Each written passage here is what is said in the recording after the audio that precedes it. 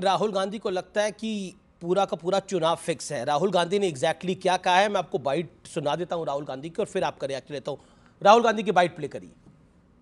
अगर हिंदुस्तान में match fixing का चुनाव बीजेपी जीते और उसके बाद संविधान को उन्होंने बदला, तो इस पूरे देश में आग लगने जा रही है। राहुल जी को क्यों लग रहा है ये चुनाव फिक्स है?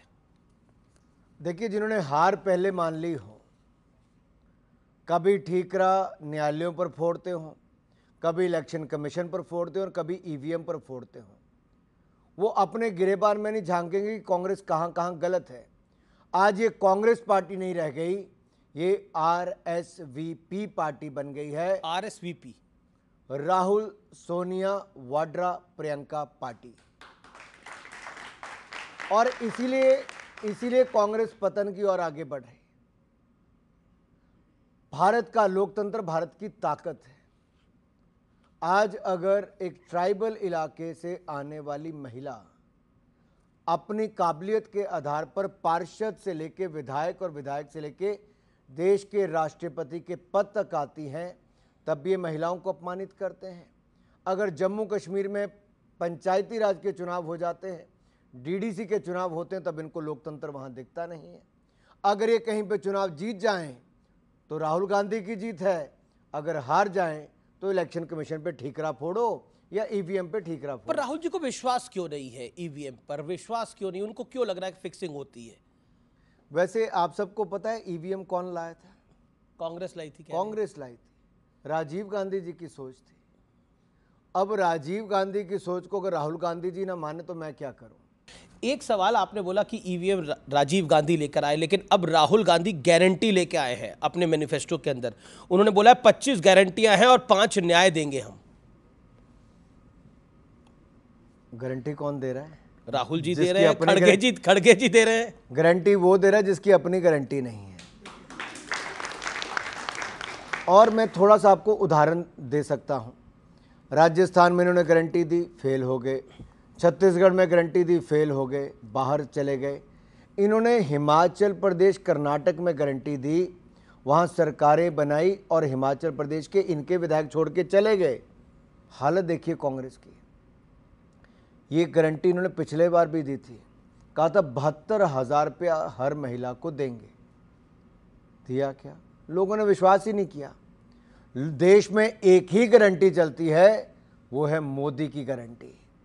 क्योंकि राहुल जी की गारंटी पर आपको यकीन नहीं है, स्वाभाविक है, भारतीय जनता पार्टी से है, लेकिन कांग्रेस को तो राहुल जी की गारंटी पे पूरा यकीन है।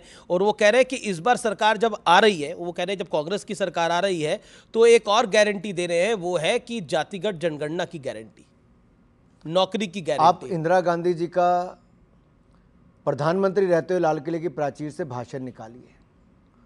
वो कहते हैं हमें इन ताकतों के खिलाफ लड़ना है जो जातिवाद, क्षेत्रवाद ये फैलाने का काम करते हैं, हमें देश को एक रखना है, इंदिरा जी ने कहा। आज राहुल जी क्या कहते हैं? उत्तर दक्षिण को अलग करते हैं, टुकड़े टुकड़े गैंग के साथ जेएनयू में जाके खड़े हो जाते हैं, टुकड़े टुकड़े गैंग करने की जो नेता हैं उन सबको कांग्रेस में शामिल करा लेते हैं, जो भारत का नामो निशान मिटाने की बात करते हैं उनको कांग्रेस में शामिल करा लेते हैं, और अपना चुनाव लड़ने जब वायनाड में जाते हैं तब देश विरोधी संगठन एसडीपीआई जैसी संस्थाओं का अपना सहयोग लेते हैं। पीएफआई उनको संरक्षण भी देते हैं, सहयोग भी लेते हैं। ये कैसी राजनीति राहुल गांधी जी की है, जिनकी मोहब्बत की दुकान में नफरत का सामान बिक रहा है। ना जाने कितना नफरत का सामान इन्होंने भर के रखा है, जो देश में आग और लगाना चाहते हैं। जी चलिए, ये तो राहुल गांधी की बात हुई, लेकिन अनुराग जी अब मेरा सीधा सवाल है कि आप सरकारें जेल से चलेंगी इस देश में? ये वो व्यक्ति हैं जिन्होंने रामलीला मैदान पर आज से 12 साल पहले आंदोलन शुरू करते हुए कहा था कि मेरी लड़ाई भ्रष्टाचार के खिलाफ है। आज वो सारे भ्रष्टाचारियों के साथ उसी रामलीला मैदान के मंच पर थे, जहां चारा घोटाले वाले भी थे, अगस्ता वेस्टलैंड घोटाले वाले भी थे, नेशनल हेराल्ड घोटाले वाले भी थे, 2G स्कैम वाले भी थे, कॉमनवेल्थ खेल स्कैम वाले भी थे। ये अरविंद केजरीवाल जी की 12 साल की यात्रा है।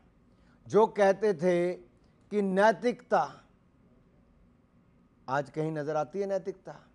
ये सत्ता में आए तो अराजकता फैलाई, भ्रष्टाचार किया, अब अनैतिक तरीके से अब जेल में से सरकार चलाने की बात करते हैं। इन्होंने अपने मंत्री का तो मुख्यमंत्री ने इस्तीफा ले लिया।